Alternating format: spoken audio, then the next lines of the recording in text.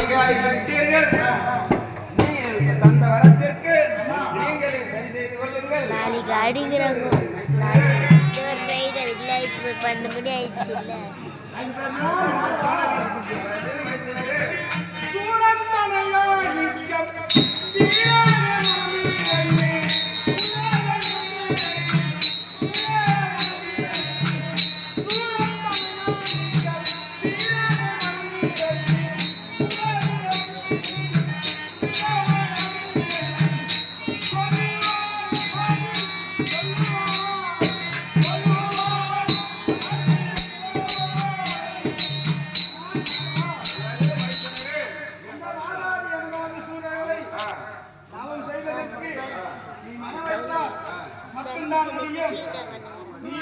அப்படிதான் நீ சின்ன உட்காந்து கால் வலி முதலாம்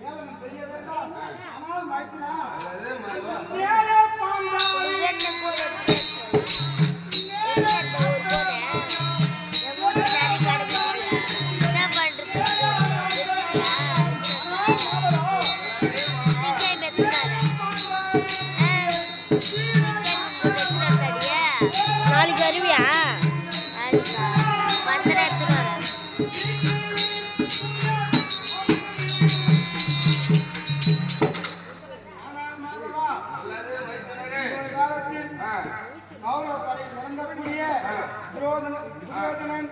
பாண்டவர்களை தொந்தரவு செய்ததால் உனது தங்கையாகிய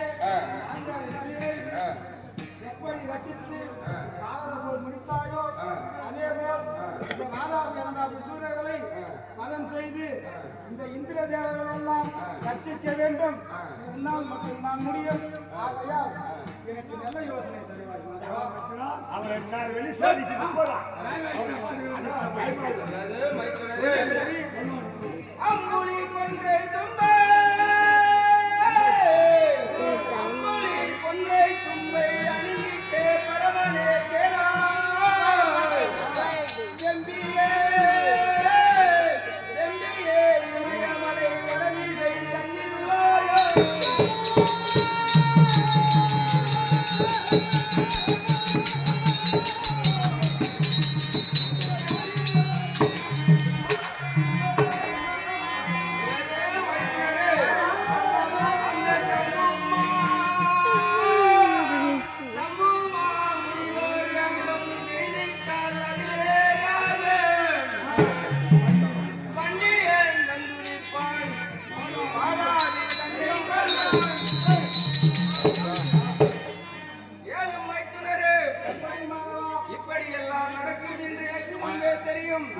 ஆதலால் என் மருமகள் சரஸ்வதியை அனுப்பி நீயோ அந்த வாதாபி அனந்தாபி சூரர்களுக்கு வரமளிக்கும் பொழுது அவர் நாவில் இருந்து அக்னி என்ற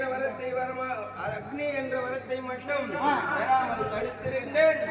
ஆதலால் அந்த அக்னியை கொண்டுதான் தேவரை மீட்க முடியும். அந்த வாதாபி அனந்தாபி சூரர்களை அழிக்க முடியும்.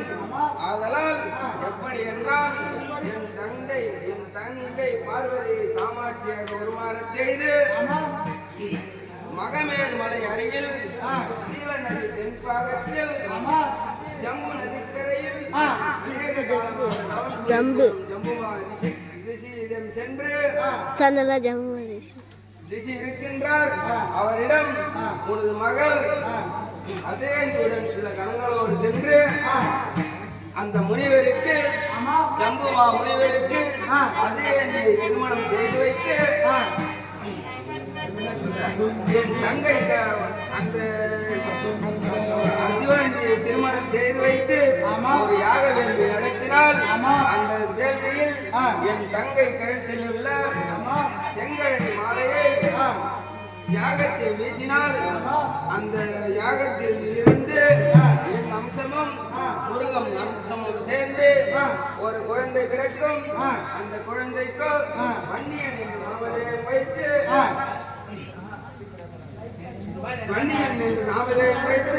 அவனுக்கு தேவ இந்திரன் மகளை திருமணம் செய்து வைத்து அவள் வயிற்றில் பிறக்கக்கூடிய பிள்ளைகளை கொண்டு காமாட்சியுடன் படைக்கு சென்றால் அந்த அசுரர்களை அழைத்து தேவர்களை சிறை மீட்டு விடலாம்.